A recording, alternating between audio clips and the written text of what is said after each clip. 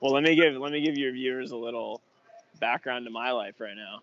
I'm in Fred Meyer, Corona capital, trying to stay safe, get my groceries.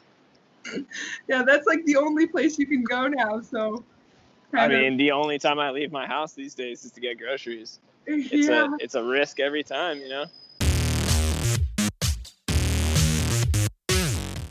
How do you think that this whole pandemic is gonna like affect the music industry as a whole, and how do you like think it's already affecting it? Well, it's not really up to opinion, is it? Like, it's objectively screwing everything. Like our huge tour, probably the biggest tour in terms of venue size that we have ever done, got canceled. Yeah. And, we had like this big music video that we were going to shoot. It was like $100,000 video. We had it all planned. We did all the location shots for it and everything. We had been working really hard to get it ready. And like, funny enough, one of the characters that I was playing in the music video was Rocky Balboa. I was playing a parody of him because it was for this song called Hollywood. Yeah. So we were going to do a bunch of famous Hollywood movies. And so I went to a personal trainer for like a month to get ripped for this Rocky Balboa role. And then like literally a week before, or even less before we were going to shoot the video, shelter in place in Washington got called. So we just had to cancel the whole thing. It was like devastating. So then I had this rockin' bod and nothing to do with it. It's just, everything's getting screwed. Wow, that's crazy. Yeah, I was kind of gonna ask like about the tour. Like, I guess you guys have no idea what you're gonna do moving forward, like rescheduling it. You don't have any plans to do that right now. Well, I'm sure somebody is jumping on that. Like, booking agents and promoters are probably trying to plan out stuff. I think I've seen little bits here and there of stuff that people are trying to plan, but yeah, I mean, in terms of like a solid locked in event or tour, yeah, no, nothing in the works. So, I mean, everyone's kind of just like scrambling to do stuff, and I'm taking advantage of this sort of time off, and I'm trying to make as much music as I possibly can. I'm trying to stay as creative as possible. I've just started working on the next One Trade Danger video game. Wow. Since we have so much time, I figured I might as well start that now. Yeah, I mean, yeah, in terms of real touring, yeah, nothing's really planned right now. Have you been like feeling more inspired while you're like stuck inside or less? I wouldn't say more inspired, but I would just say I have more time to think about stuff that I might want to do, Totally. But yeah. In terms of inspired, no, there's no inspiration during Corona season. Yeah, I know. Like when I was talking to Naked Giants, Henry was like, I kind of want to write a song about coronavirus, but I can't use the word coronavirus once, or no one will want to hear it. Yeah, I mean, everyone's making dumb songs about, oh, I'm locked inside and oh, coronavirus. And honestly, like, the people who are complaining about being locked inside, like, I have zero sympathy for. Yeah. Like, be thankful that you have food and shelter. So whenever I hear people complain about it, I really just kind of turn my blind eye to them. Yeah, I know what you mean. It's like we're lucky that we're like protected during this, and there are so many worse things going on for other people. Yeah, so. I mean, there's people like losing their jobs and can't pay their mortgage, can't pay their rent, and you're worried that you've already dug through all the shows on Netflix that you wanted to watch. Like, get over it. Yeah, totally. Yeah. But that's cool that you're able to like work on more like One Trade Danger stuff too, because I feel like it's getting a pretty big following from like people that love Car Seat and people otherwise. Yeah, I mean, strangely enough, 1TD is sort of becoming its own beast. Like, obviously, it used Car Seat Headrest as like a way to get in the limelight quickly, but it's starting to get its own fans. Like, I got interviewed by a guy who works for TRL not too long ago on Instagram Live, and he contacted me because he heard a One Trade Danger song, and I told him, we were like in the interview, and I told him, yeah, I'm in this other band, Car Seat Headrest, like assuming he would know, and he didn't even know who Car Seat Headrest was. So I was like, Wow, wow, that's pretty cool. That's pretty wild, yeah. How long have you been like working on that project? Car Seat or 1TD? One Trade Danger. I guess like 2 or 3 years, something like that. And you It's like slowly been in the works. Yeah. Have you played a lot of shows doing As that? One Trade Danger Yeah. or as Car Seat? As One Trade Danger, we've only played a handful of shows. Like we played our first show like in 2019 as like while we were on tour with Car Seat Headrest, and we had a day off in Brooklyn, so we just like booked this weird little bar show. But besides that, we did one tour recently, just around the New Year, and that was only like 4 shows. So it's only been, it's been very minimal. What's the turnout like for those? The turnout? I mean, it's great turnout for what 1TD is. I mean, we were filling up the little venues, but they were little venues, right? Yeah, that's really cool though. I would totally go. I mean, the shows were fun. Everybody that went was having a good time. It's a comedy show, and people don't really expect, people didn't really know what to expect from a 1TD show. Like, this one person was talking to me, they were just like, yeah, my friend told me that there's this comedy show happening, and she's like, I was not expecting what I saw, because it's like this really theatrical, like musical comedic performance that people, I don't know, it's quite novel, I would say, so people are kind of blown away by it. That's really cool. Let me see what else I have. Well, like, I've been listening to a lot of music to pass the time, especially like a lot of full albums. So I feel like when your new Car Seat album comes out, there's going to be a huge amount of people listening to it. Are you feeling like optimistic about like the response the album is going to get? Yeah, I was I was feeling a lot more optimistic before Hollywood came out. I don't know if you listened to Hollywood. I did. I thought it was so cool. I'm glad you liked it, and I like it too. But this was to be expected, but like so many people weren't into like the screaming vocals and stuff on it that I did, and I was worried about that. Even before we put out the track, and the track is obviously great. It's just I was worried about my part on it. And Will has always reassured me, and I trust him, and he has a better vision than I do on this stuff. But my deepest fears were sort of coming true, and I was reading comments on YouTube and stuff like that. It was oh no, Andrew Katz is ruining Car Seat Headrest, and that makes you a little less optimistic. But at the same time, I know how good the album is. I'm confident in it, and I'm also confident that it's gonna gain new fans, which is really what the goal was, at least in my eyes, to kind of try to break out of this little indie sphere a little more.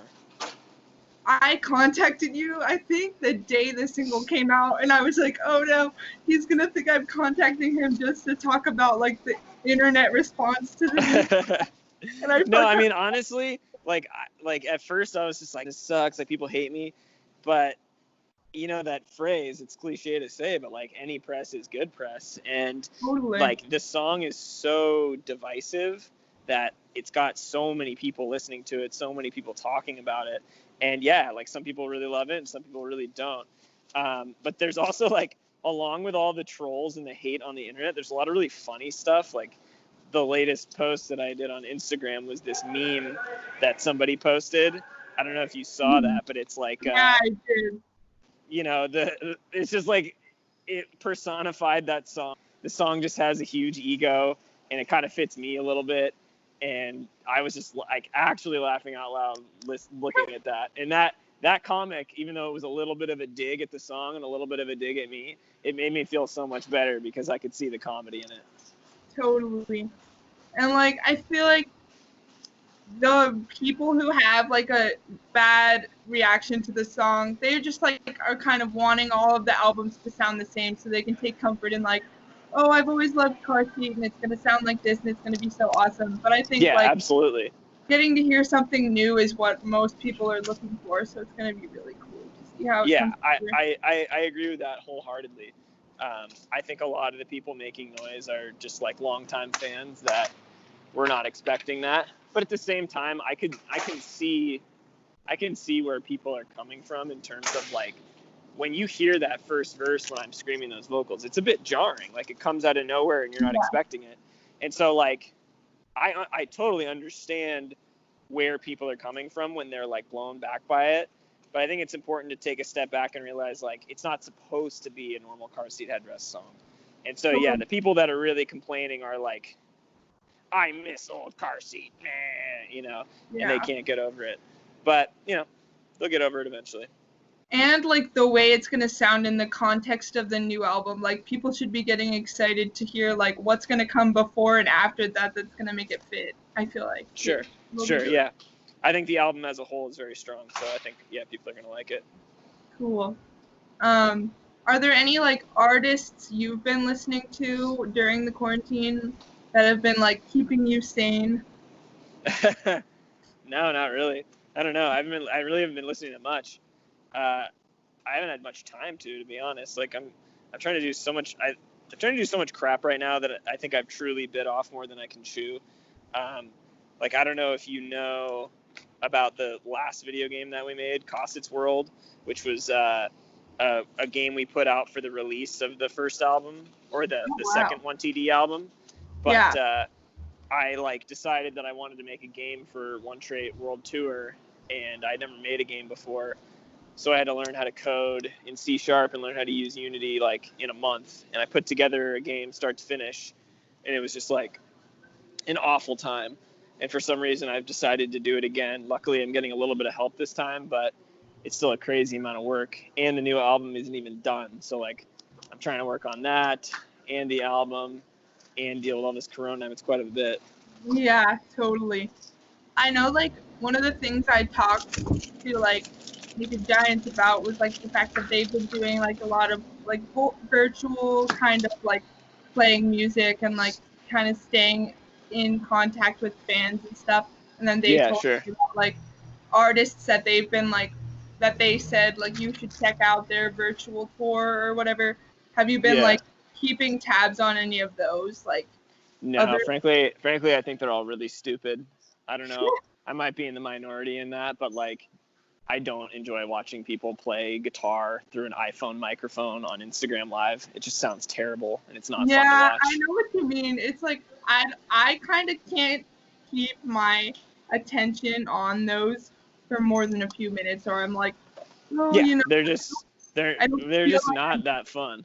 Yeah, they really aren't. And like, you know, I guess for some people it's good if they can't go to a show. You know, it's a good compromise.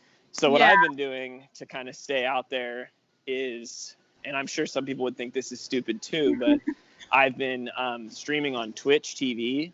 I don't know if you know what Twitch is. Yeah. So, but I'm not playing video games though. What I'm doing is I'm streaming myself producing tracks in Ableton, which is the digital audio workspace that I use to make music. Yeah. And so I've been making tracks in Ableton and letting people watch me do it and kind of walking people through. So it's, you know, people who want to learn a little bit about production, learn about that side of the industry, can learn some things from it. And I think that's important. Cool. And then the fans can just like get to listen to the, you know, some new music. And then I've been doing this thing where I call it Twitch Plays Ableton, where some of the days I just log on and let people tell me what they want me to make. And so like the last track we made was like, the first guy just said like, oh, let's do a track about a cow, like a country song about a cowboy and his horse named Gus. And so then I just decided to make an 8-minute long song on stream about a guy and his horse named Gus. And it ended up being a really funny track. That's super cool. So yeah, it's a way to get people involved. But I'm sure people who aren't into production are just like, yeah, that's stupid. But I actually wanted to check those out, but then I always get like the Twitter notification about them after they've been over for like 3 hours, so I haven't seen them yet. That sounds well, cool. I think Twitch saves the videos for like a week or two, but also if you're free later this afternoon, I think right after this call when I get back, I'm going to be doing a stream for like an hour. So if you're interested. Cool. Do a lot of people like log on to watch those too? Typically somewhere between like 20 and 50 people. Yeah, that's like the right amount for something like that anyway. Yeah, I mean, as far as I'm concerned, the more the merrier, but, you know, it's not like I'm Beyonce, you know. There's only 50 people interested in this shit. But I think 50 people is a fine number. It's, you know, people are active in the chat and people are caring about what's happening, so that's cool. That's super cool. How did you get the idea to like do a video game that goes along with all of that? That's really cool. Well, the first album, One Trait High, when we released it, we decided we wanted to do something more interesting for like a physical release. So like, you know, a typical physical release might be a vinyl or a CD or something like that. And I thought that was kind of lame. So I decided that we would release this stuff on flash drives. So I didn't want it to just be like, oh, you get the flash drive and the album. Like, you got to get something extra. So on the first album, I decided to make a little game. And it wasn't like a good game. It wasn't even really a game. It was just like a bunch of folders in a file that you could open and sift through. And eventually you could like find these little secrets in there and lead to secret tracks and stuff like that. It was sort of a little puzzle. Like, you had to dig through like 10,000 file folders. It was just a total mess, but people kind of liked it. And so for the second one, I decided, well, let's just take this to the next level. Let's make a real 3D video game. So I didn't know how to do it, so I had to learn how to do it. And people really liked that one. And I was proud of it for sure. And so now I'm deciding to do an even more grand one, still a video game, but this time I'm trying to make an online video game where people can interact with each other. And that apparently has its own world of headaches and hard, difficult things to code. So I had to recruit some help from a game dev grad student out in New York who is awesome. Her name is Emmy, and she's just like super helpful, super knowledgeable.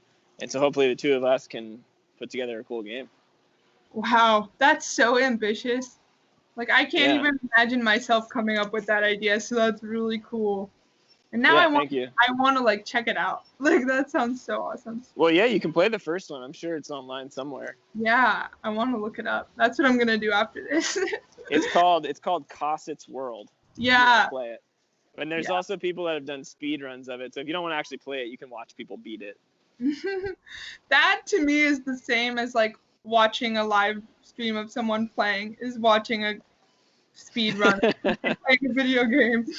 Yeah, well then, you got to go beat it yourself. I will warn you though, it's a hard game. It's very hard. Yeah. I'll have to just dedicate myself to it. Good luck. Stop listening to music, stop going to my classes, and just learn the game. Yep. Perfect.